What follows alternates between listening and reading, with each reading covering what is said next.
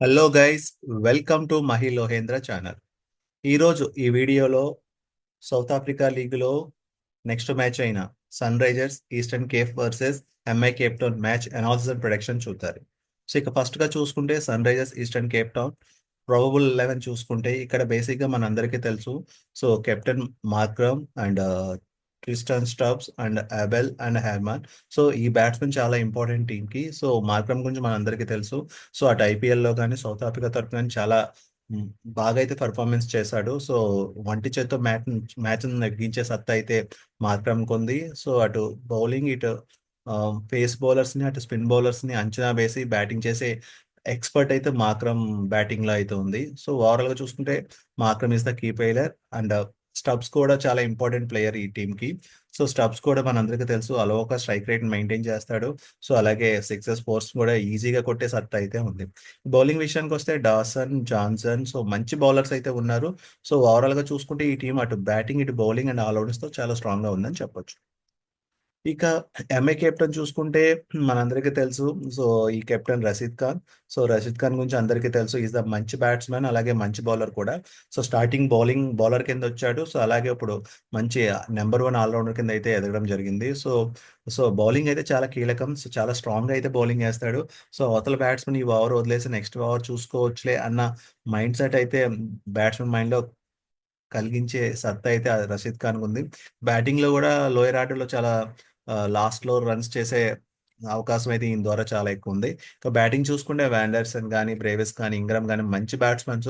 Situation తగ్గట్టుగా వీళ్ళు batting చేస్తారు. అలాగే మ్యాచ్ ని ఒంటి చేత్తో గెలిపించే సత్తా అయితే వీళ్ళకుంది. ఇక బౌలర్ చూసుకుంటే రషీద్ ఖాన్ తో పాటు బోల్ట్ ఉన్నాడు, లిండే, బోస్. సో ఇలా కూడా మంచి బౌలర్స్. సో ఇంకా ఓవరాల్ గా చూసుకుంటే ఎంఐ కేప్టెన్ అటు బ్యాటింగ్, ఇటు బౌలింగ్ అండ్ ఆల్రౌండర్స్ చాలా స్ట్రాంగ్ గా ఉందని చెప్పొచ్చు. ఇక స్టాట్స్ చూసుకుంటే కనుక ఈ మ్యాచ్ వచ్చి జనవరి 29th 9 పిఎంకి అయితే స్టార్ట్ అవుతుంది. న్యూలాండ్స్ కేప్ టౌన్ సౌత్ ఆఫ్రికాలో అయితే స్టార్ట్ అవుతుంది. ఇక టీం యొక్క లాస్ట్ 5 మ్యాచెస్ ఫామ్ చూసుకుంటే MI Cape Town last 5 matches లో 3 మ్యాచెస్ విన్ అయింది, 2 మ్యాచెస్ ఓడిపోయింది. But Sunrisers Eastern Cape వచ్చి లాస్ట్ 5 మ్యాచెస్ లో 4 మ్యాచెస్ నెగ్గింది, ఒక మ్యాచ్ ఓడిపోయింది.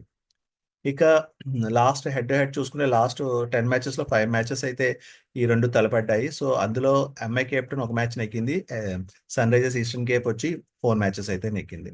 సో ఇక నెక్స్ట్ చూసుకుంటే కనుక, సో వీళ్ళిద్దరికి టీమ్ పాయింట్స్ టేబుల్ చూసుకుంటే ఎంఐ కెప్టెన్ వచ్చి 7 మ్యాచెస్ లో 21 పాయింట్స్ తో ఉంది. అలాగే సన్ రైజర్స్ ఈస్టర్న్ కేప్ వచ్చి 8 మ్యాచెస్ తో 19 పాయింట్స్ తో ఉంది. ఇక టీమ్ కంపారిజన్ చూసుకుంటే ఎంఐ కెప్టెన్ లాస్ట్ 10 మ్యాచెస్ లో 50% విన్ అయింది. 163 ఈజ్ హైయెస్ట్ లో average score, 248 highest score, 80 is the lowest score. ఇంకా సన్ రైజర్స్ చూసుకుంటే లాస్ట్ 10 మ్యాచెస్ లో 60% విన్ అయింది. 144 average score, 204 highest score and lowest score 77. ఇక వెదర్ రిపోర్ట్ చూసుకుంటే ఈ పిచ్ వచ్చి బేసిక్ గా 40% హ్యూమిడిటీ వచ్చే ఛాన్స్ ఉందన్నారు. బట్ ఇక్కడ మన లక్కీ ఏంటంటే 0% రైన్ ఛాన్సెస్ అయితే చెప్తున్నాడు. సో 0% రైన్ ఛాన్సెస్ అంటే మ్యాచ్ కి ఎటువంటి ఆటంకం ఉండదని మనం చెప్పుకోవచ్చు. దాని నెక్స్ట్ ఇక వెన్యూ స్టాట్స్ చూసుకుంటే ఈ పిచ్ లో మొత్తం 9 మ్యాచెస్ అయితే జరిగాయి. అందులో ఫస్ట్ బ్యాటింగ్ చేసిన టీం 33% విన్ అయింది. సెకండ్ బ్యాటింగ్ చేసిన టీం 67% విన్ అయింది. సో ఇక ఓవరాల్ గా చూసుకుంటే టాస్ ని గేమ్ మాక్సిమం చేజింగ్ చూస్ చేసుకునే అవకాశాలు ఎక్కువ ఉన్నాయి స్టాట్స్ ని బేస్ చేసుకుని.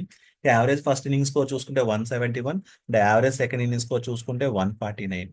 హైయెస్ట్ టోటల్ చూసుకుంటే 204 for 3 wickets and lowest total చూసుకుంటే 106 ఫర్ 10 వికెట్స్.